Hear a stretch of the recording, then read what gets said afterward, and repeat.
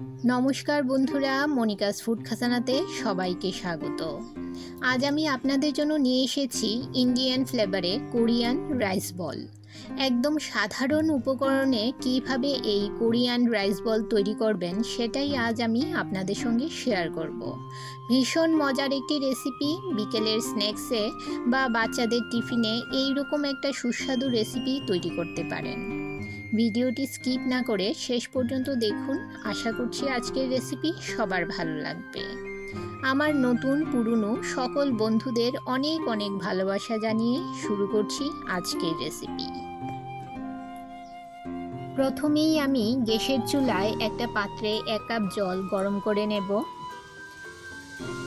এতে দিয়ে দিলাম সামান্য নুন। জল গরম হয়ে গেলে গ্যাসের ফ্লেম বন্ধ করে এতে দিয়ে দেব 2 কাপ চালের আটা।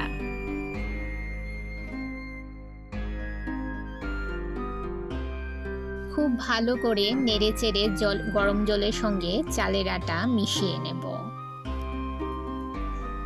আমার চ্যানেলে নতুন বন্ধু হয়ে থাকলে চ্যানেলটি সাবস্ক্রাইব করে পাশে থাকা বেল আইকনটি প্রেস করুন আর নোটিফিকেশন অল করে রাখুন, যাতে যখন আমি কোনো ভিডিও আপলোড করি এর নোটিফিকেশন যেন সবার প্রথম পৌঁছে যায় আপনার কাছে।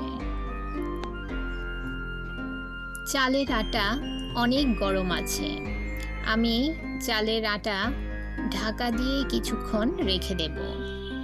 10 মিনিট ঢাকা দিয়ে রেখে দেব। চালের আটাটা একটু ঠান্ডা হলে আমি আটাটা মেখে নেব। বন্ধুরা, 10 মিনিট পর দেখুন চালের আটা ঠান্ডা হয়ে গেছে, হাতে ধরা যায় এমন গরম আছে। এবারে চালের আটা ভালো করে হাত দিয়ে মথে নিয়ে এর একটা ডো বানিয়ে নেব।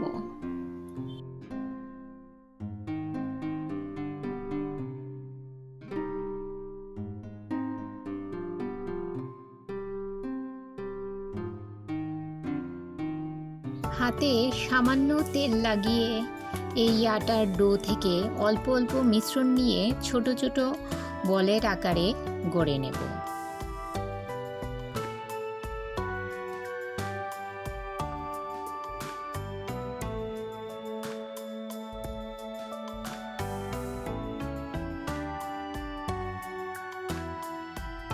এভাবে আমি চালের মিশ্রণটা থেকে রাইস বল তৈরি করে নেব।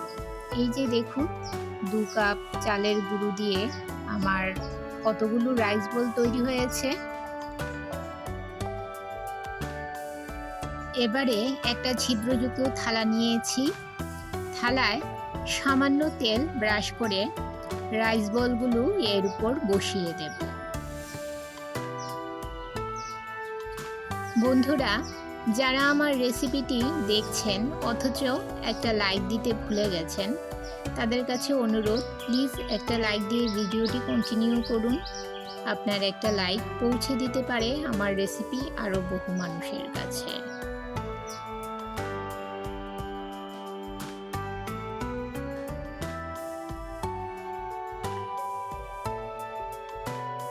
এদিকে গ্যাসের চুলায় একটা পাত্রে কিছুটা জল গরমে বসিয়ে রেখেছি।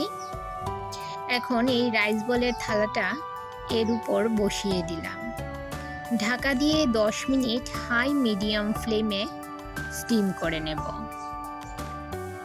10 মিনিট পর এই যে দেখুন, রাইস বলগুলো খুব ভালো করে সেদ্ধ হয়ে গেছে।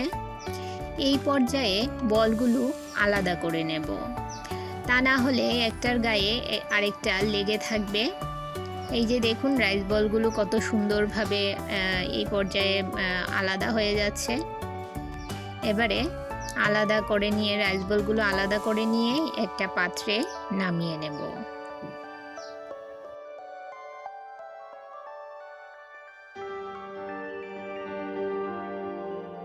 এবারে গ্যাসের চুলায় কড়াইতে 2 টেবিল চামচ রিফাইন্ড অয়েল গরম করে নিলাম।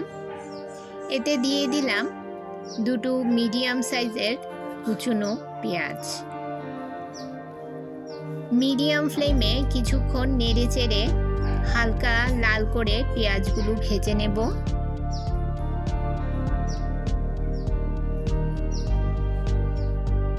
পেঁয়াজের কালারটা যখন একটু চেঞ্জ হয়ে আসবে, এতে দিয়ে দিলাম 1 চামচ কুচনো আদা, 1 চামচ কুচনো রসুন ও 1 চামচ কুচনো কাঁচা লঙ্কা। ঝালের পরিমাণটা আপনারা বুঝে দেবেন, যে যতটা ঝাল খান সেই পরিমাণে ঝাল দেবেন। এবারে সমস্ত কিছু নেড়ে চেড়ে কিছুক্ষণ ভেজে নেব।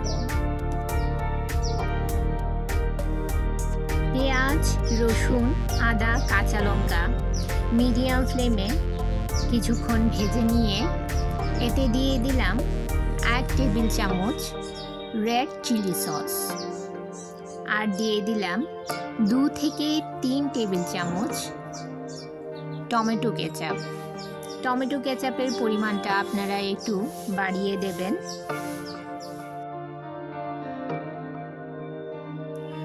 আর এতে দিয়ে দিলাম 1 চামচ ডার্ক সয়া সস।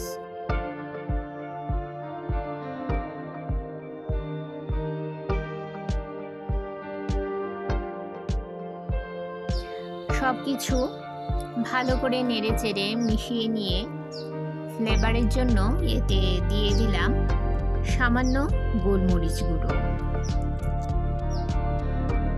আমার স্পাইসি ইন্ডিয়ান ফ্লেভারের রাইস বলের মশলা তৈরি হয়ে গেছে। এবারে এতে দিয়ে দেব স্টিম করা রাইস বলগুলো। নেড়ে চেড়ে মশলার সঙ্গে ভালো করে রাইস বলগুলো মিশিয়ে নেব। ভীষণই টেস্টি একটা রেসিপি বন্ধুরা। এবারে উপর থেকে সামান্য তিল ছড়িয়ে দিলাম। এতে একটা সুন্দর ফ্লেভার আসে আর দেখতেও বেশ ভালো লাগে। এবারে দিয়ে দিলাম কিছু ধনেপাতা কুচি। হাতের কাছে যদি ধনেপাতা থাকে তাহলে দিতে পারেন, না হলে আপনারা স্কিপও করতে পারেন। দেখুন বন্ধুরা, আমার ইন্ডিয়ান ফ্লেভারে কোরিয়ান রাইস বল তৈরি হয়ে গেছে। ভীষণই টেস্টি ও মজাদার একটা রেসিপি। বিকেলের স্ন্যাক্সে বা বাচ্চাদের টিফিনে আপনারা এই রকম একটা রেসিপি তৈরি করে দিতে পারেন। আমার আজকের রেসিপি আপনাদের কেমন লাগলো বন্ধুরা অবশ্যই কমেন্ট করে জানাবেন, আর ভালো লাগলে শেয়ার করবেন আপনাদের আত্মীয় ও বন্ধুদের কাছে। তাহলে বন্ধুরা আজকে এই পর্যন্তই। আবার দেখা হবে আরেকটি নতুন ভিডিওতে নতুন রেসিপি নিয়ে। সবাই ভালো থাকবেন, সুস্থ থাকবেন।